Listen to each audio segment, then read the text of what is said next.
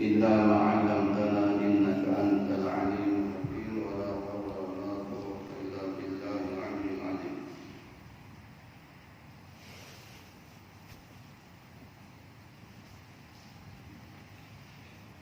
Kita sambung sikit kali berkaitan dengan uraian suratul Humazah. Surah Humazah yang mempunyai 9 ayat,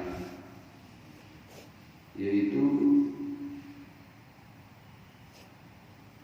sifat at-ta'am aghyab linnas wa jazabu, sifat yang menyebabkan manusia itu rugi, suka mencela ataupun suka mengumpat, suka mengaitkan.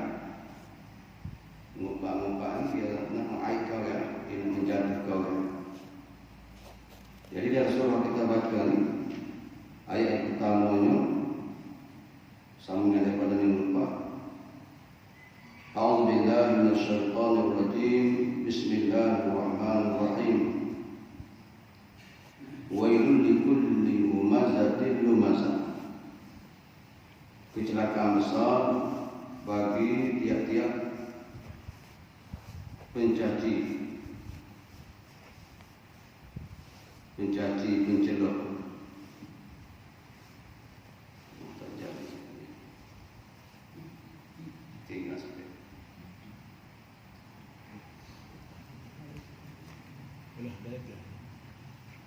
Wailul likulli humazatin lumazah.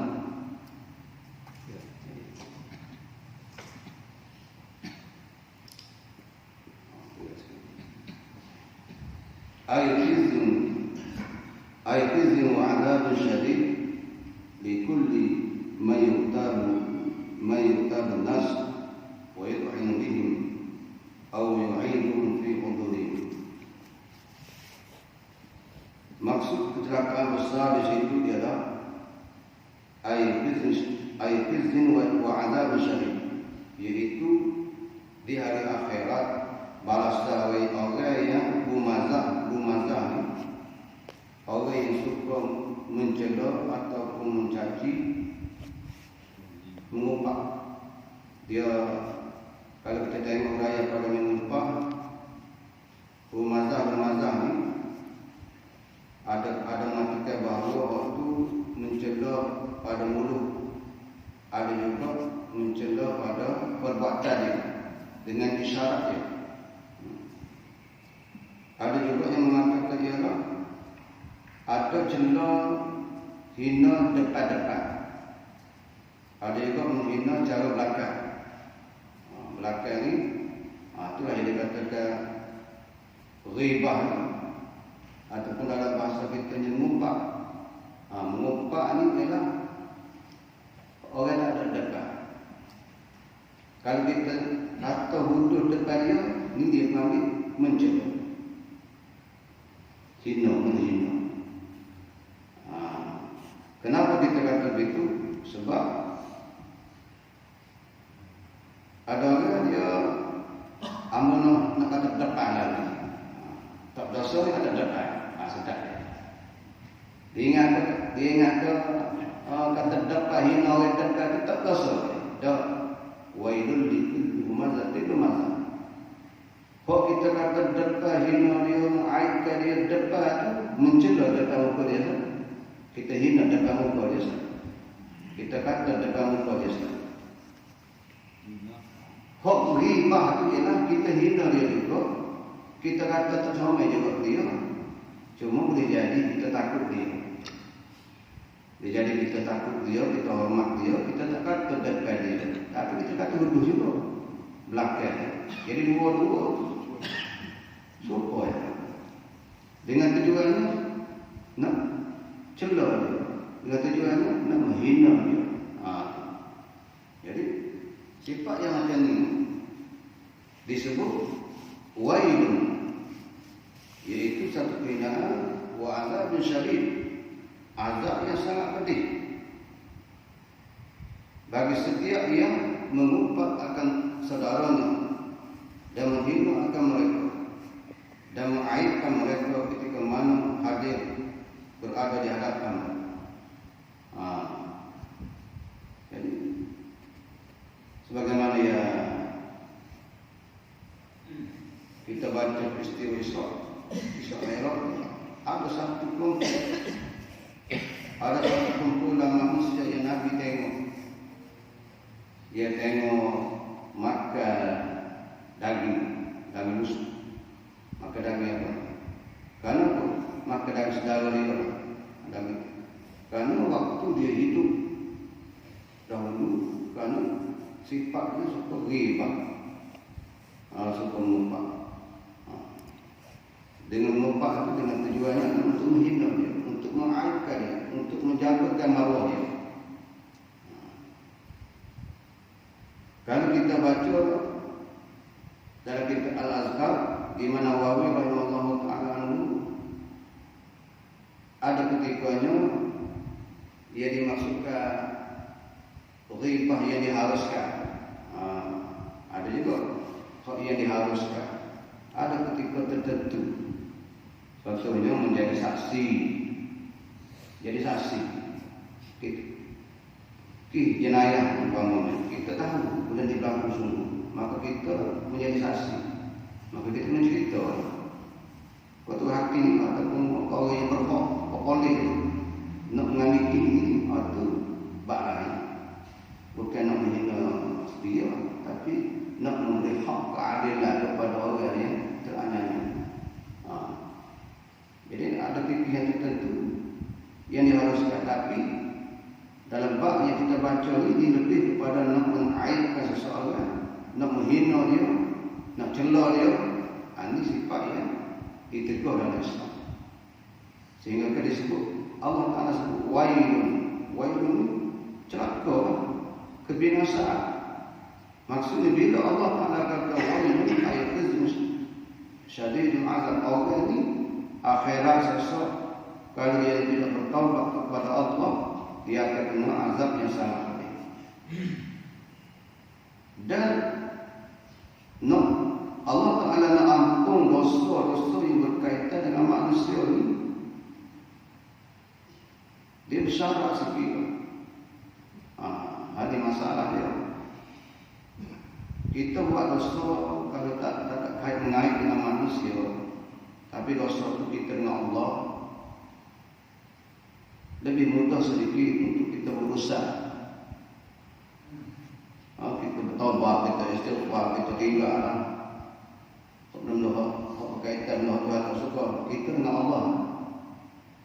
Kita dengan Allah lebih mudah sedikit berbanding kalau dosa yang berusaha berkaitan dengan manusia, termasuklah umazah ghibah. Termasuklah dalam bab mengaib orang, menjatuhkan maruah orang. Kita beritahu tadi sebab tadi subhanallah orang tadi kerana untuk main ujung jari itu mudah sangat nak mengaib orang. Semua sekali lah benda yang mengaib orang kan melibatkan ambil gambar apa tulis apa tak boleh. Contohnya kita tengok orang presiden dengan suasana rumah aurat dia dengan apa, kita pun ambil apa, lepas kita pun viral. Ayat kita yang mula yang menyebar kononnya dengan tujuannya nak royak orang. Kalau nak royak siapa keluarga dia, nanti lama ambil IC dia tak apa, ada mana boleh tak. Ada sikit IC dia kan, itu dengan tujuannya. Tapi kalau dengan gambar foto paro gambar mana ini, apa tujuan? Apa tujuan? Memang suka kita pilih. Tapi itu aib orang, aurat orang. Tapi bulan ini dah jadi biasa. Apa saja semua nak masuk untuk orang tahu belakang, untuk orang tahu. Tujuannya panhati, kepala rendah, atau dan ini dunia modern dan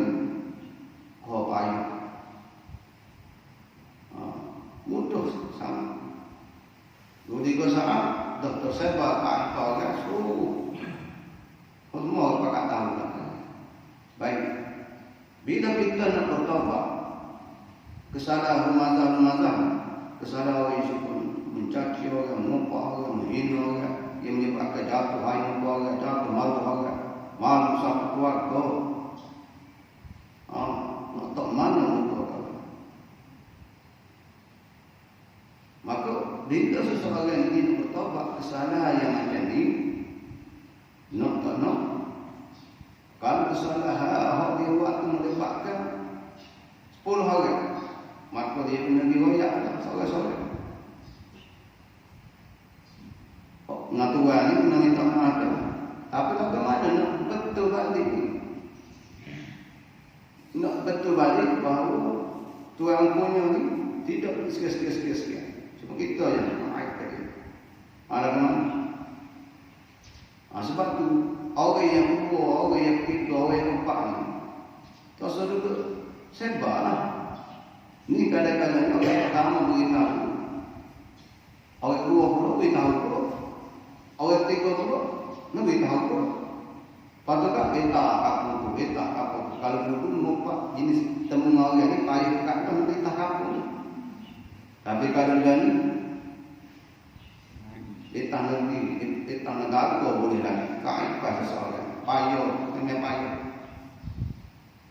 Ni dipanggil dosa di hari akhirat esok, dipanggil orang yang dosa-dosa yang menyebabkan orang menjadi dipanggil muflis, bankrupt. Ini dosa-dosa yang menyebabkan seseorang itu jadi bankrupt. Muflis, dosa menyebabkan seseorang, termasuklah hutang-hutang, menyebabkan termasuklah mu'aib kau, termasuklah mu'aib. Ini dipanggil dosa dengan seseorang. Maka di hari akhirat, kalau kita baca satu hadis, Nabi tanya kepada sahabat, siapa dia yang muflis? Nabi tanya kepada sahabat dia, siapa orang yang muflis? Maka jawab sahabat Nabi, muflis ini ialah orang yang tidak ada dinar, wala dinar, wala dirham, orang yang tak ada pitih lah.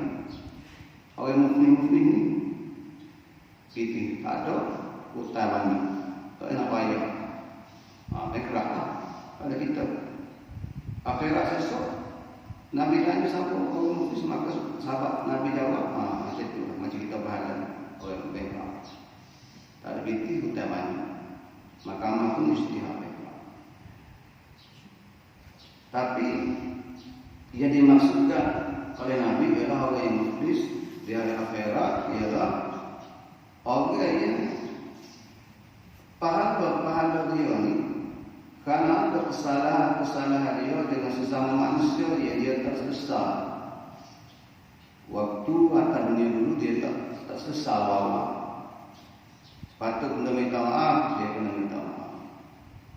Patut dia kena ganti, dia kena ganti. Sebab tu zaman Rasulullah dulu, bila ada kesalahan yang melibatkan dengan seseorang, kita panggil hukum jenayah ataupun hukum qisas. Jadi kesalahan-kesalahan ini dia orang ni walaupun boleh dia buat senyap-senyap bertaubat kepada Allah Ta'ala, tapi bimbang mereka ni takut akhirat seksa Allah Ta'ala tak ampun, maka dia nak selalu balasan dia nak selalu balasan dunia. Menyebabkan dia kita Rasulullah minta balas. Antaranya hukumnya rejam. Hukumnya rejam. Kerana hukumnya atas dunia ni yang dalam Islam ni sudah ada. Contohnya orang yang mencuri. Orang yang mencuri yang bila sabit kesalahan dia lah, cukup syarat-syarat dia, cukup hukum dia, maka Allah Ta'ala sebut dengan jelas, iaitu potong tangan. Wasariqu wasariqatu faqtu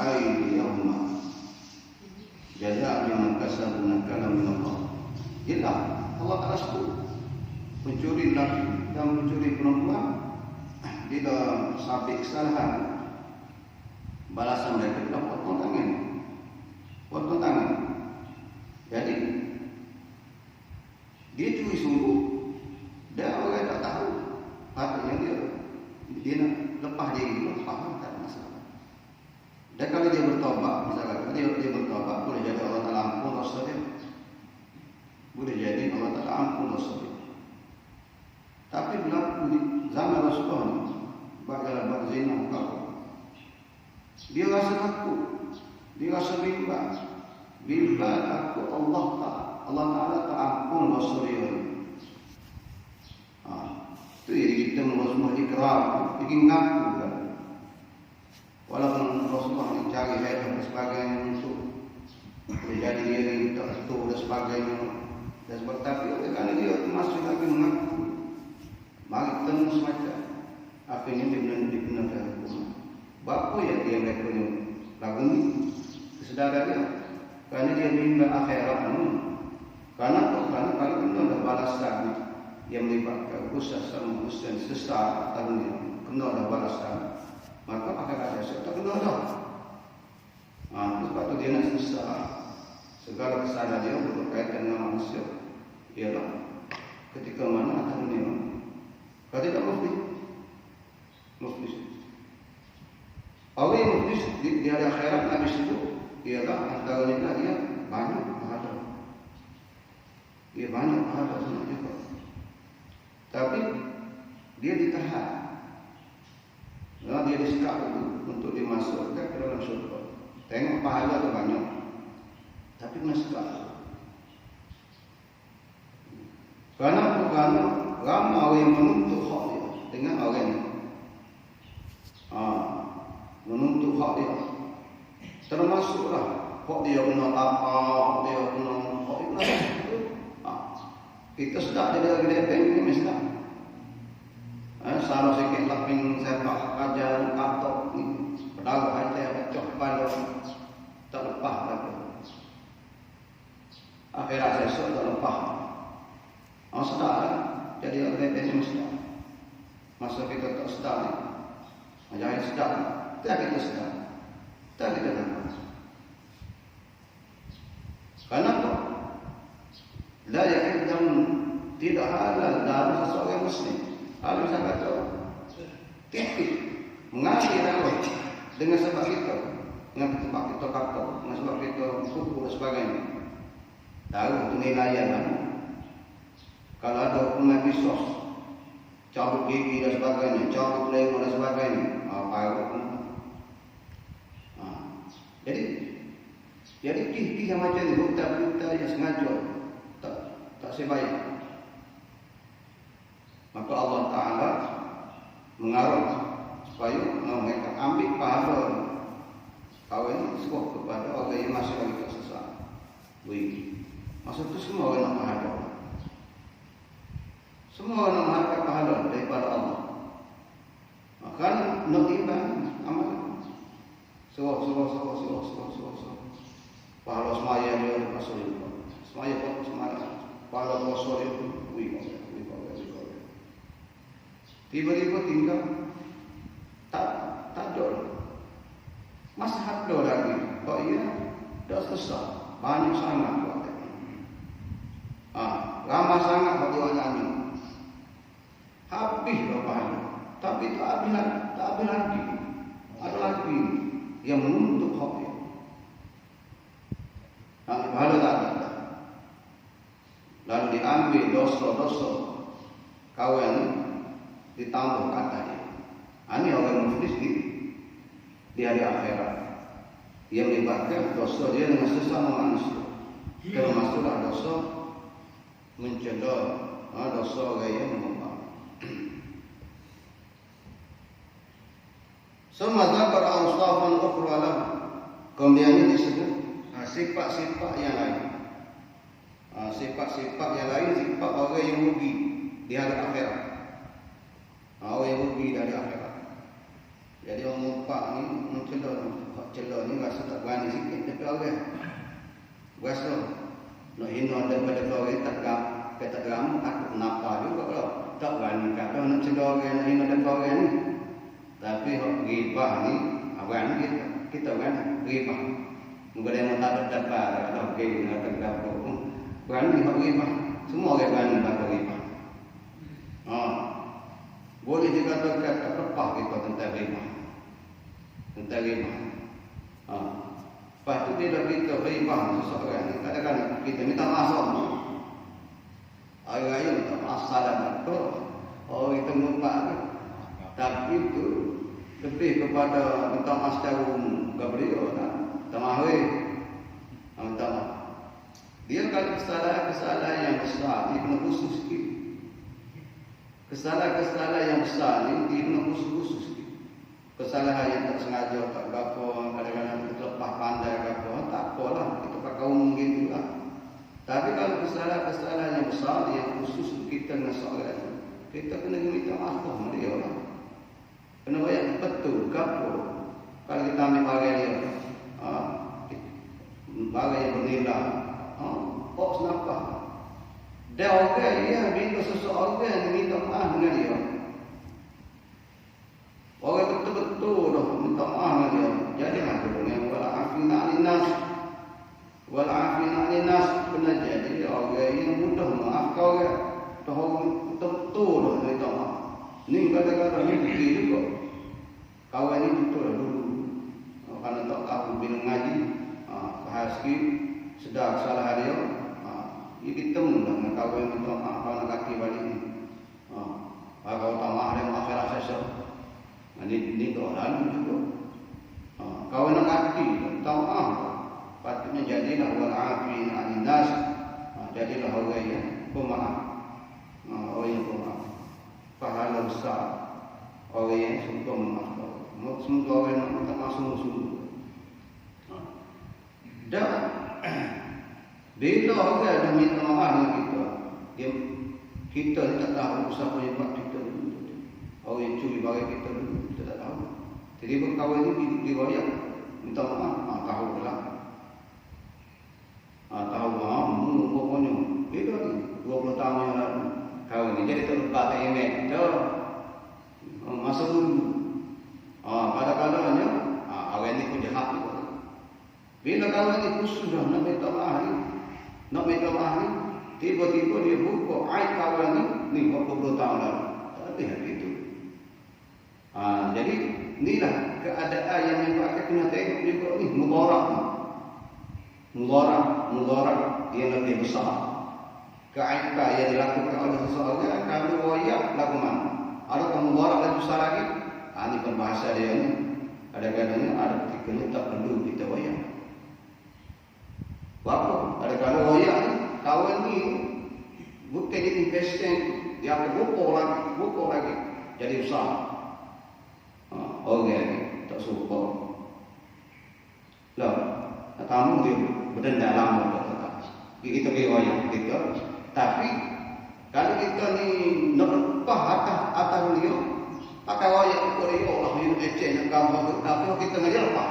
Ada kau orang bersikap macam ni. Ada banyak kiki dalam rumah tangga tentunya. Dalam kiki rumah tangga biasanya. Kau ni kahwin masih ingat si B. Si A ni atau si B ni dia pernah menolak ataupun pernah berserudukan, tapi dia tak tahu dia kahwin boleh anak boleh cucu pula. Kalau mana nak terkacau ni, loya. Kalau loya tercakap loh, tu anda juga tak payah lah bersuara. Walaupun kita betul jujur, nak payah sungguh, tapi kesalahan tu hak kamu. Kalau kita wayaknya apa benda ni manfaat apa mudarat besar. Dia tidak terkait dengan manusia. Cuma kita nak jujur yang kita ni,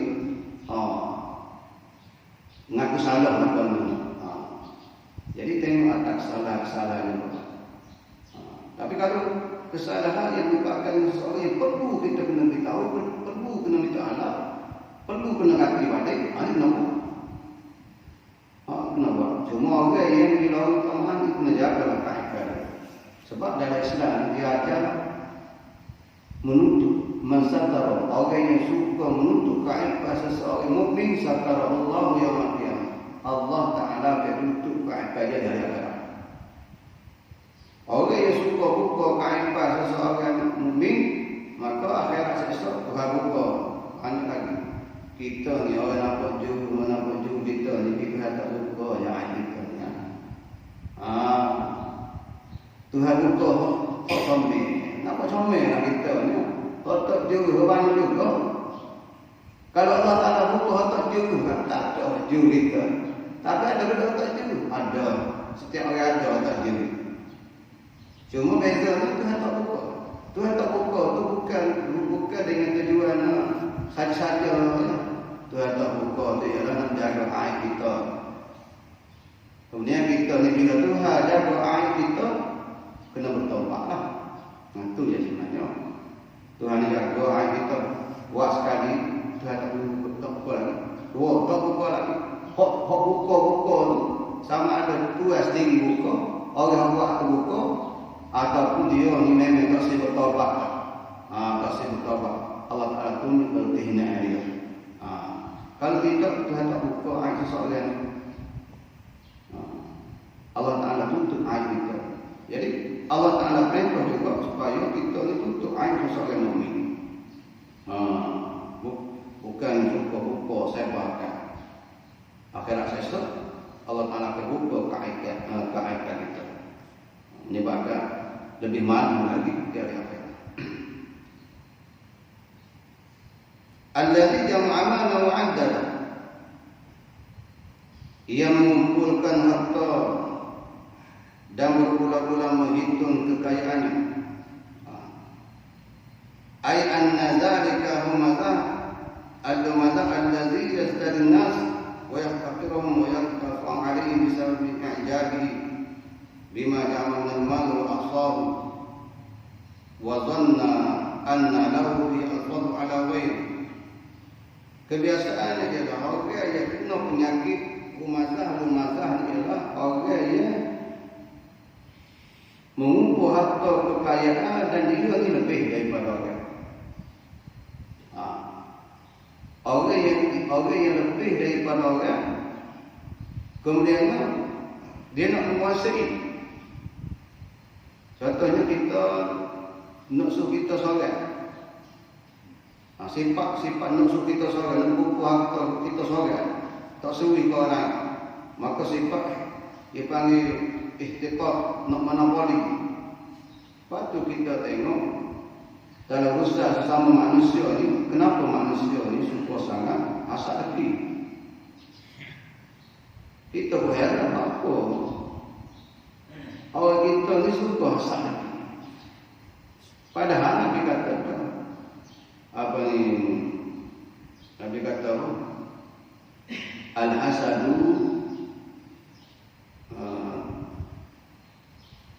Nabi kata deki ni ibarat api memakan kayu.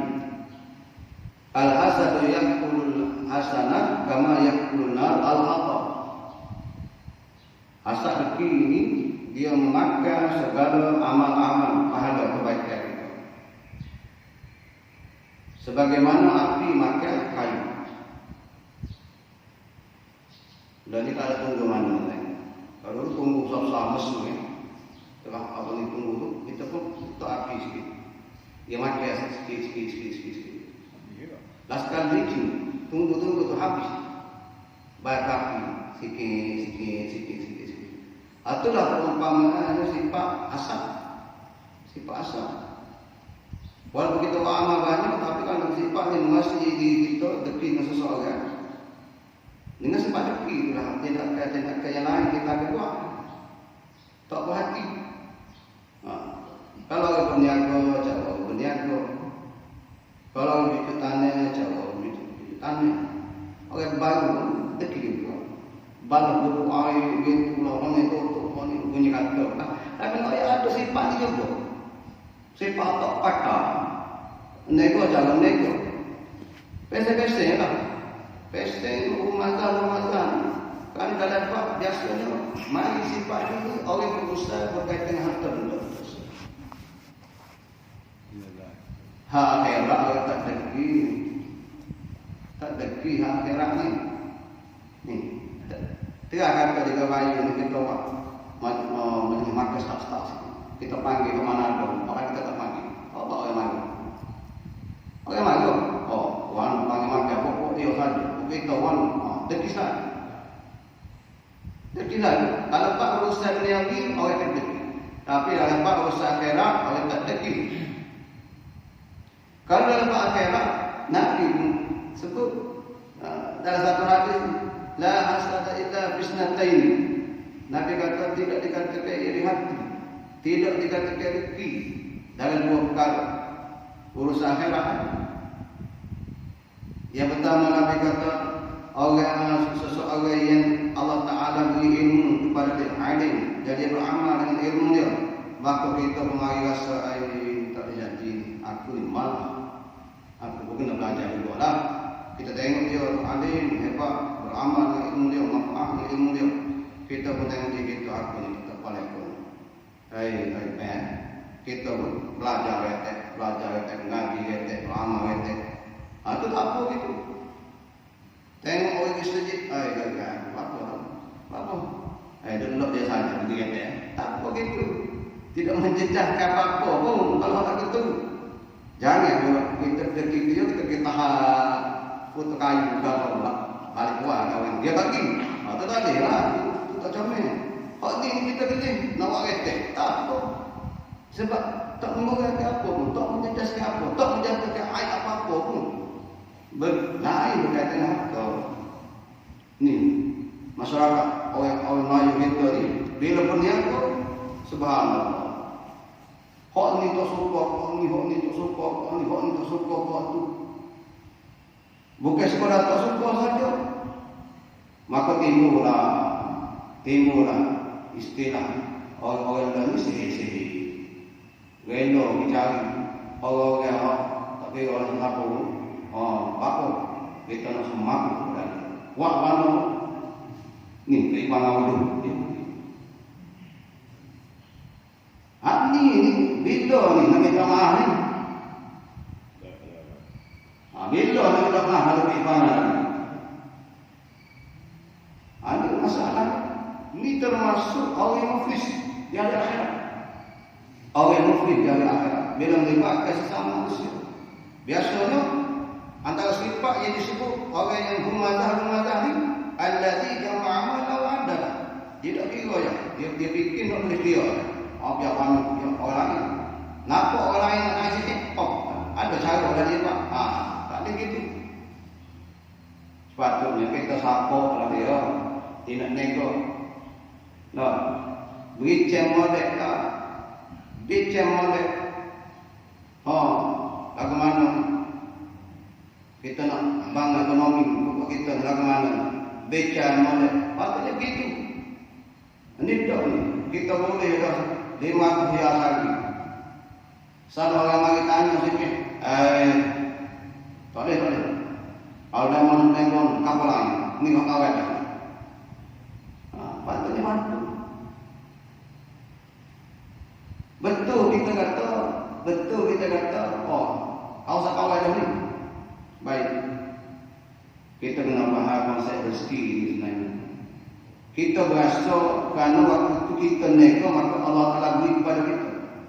Tapi konsep masalah rezeki ini tidak itu sebenarnya. Kenapa dari Islam itu dari Islam dari kehidupan manusia ni Allah kemajuan manusia ni apa yang manusia ni ada pasal. Kalau pasal jiwa surga. Buat jiwa surga kita jiwa apa? Kalau tak pasal mana? Apa yang hidup pasal mana tu? Kalau orang ini gapo kau bisa kita gitu. Tahu apa? Gitu nak dibuat, nak dinasikan, nak dikon. Tarik jauh ya, nanti. Siapa orang jauh orang juga. Apa? Kau bisa nasi ayat bukannya ada. Tu lah jenis pesen pasal. Bini pesen itu. Tiba-tiba kita ni nak sore-sore kita tak jadi dia panggil. Kalau sepatutnya bila apa ni, sekarang kita beli hutu 50 boleh jadi kita hutu 100. Kalau orang Tapi oleh kerana sifat degil punya pasal ni, itu cerita dalam. Jadi Nabi kata sifat ni orang yang ada di jamaah atau ada, dia sokong hipungkan, kemudian dia hitung, marilah sifat bagaimana bila ada orang yang lebih pada dia, nak mengatasi dia, itu masalahnya. Apa ni dalam surah Ma'arij disebut jama'ah awal.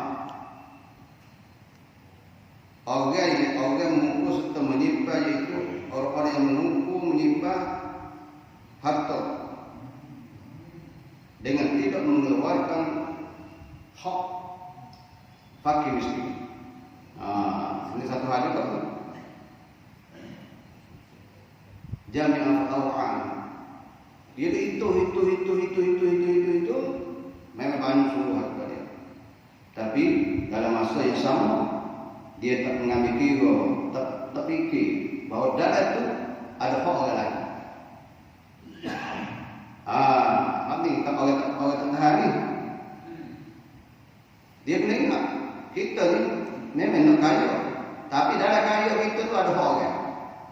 Hak wajib pun tak, bukan hak sunat-sunat, hak wajib. Kita panggil zakat.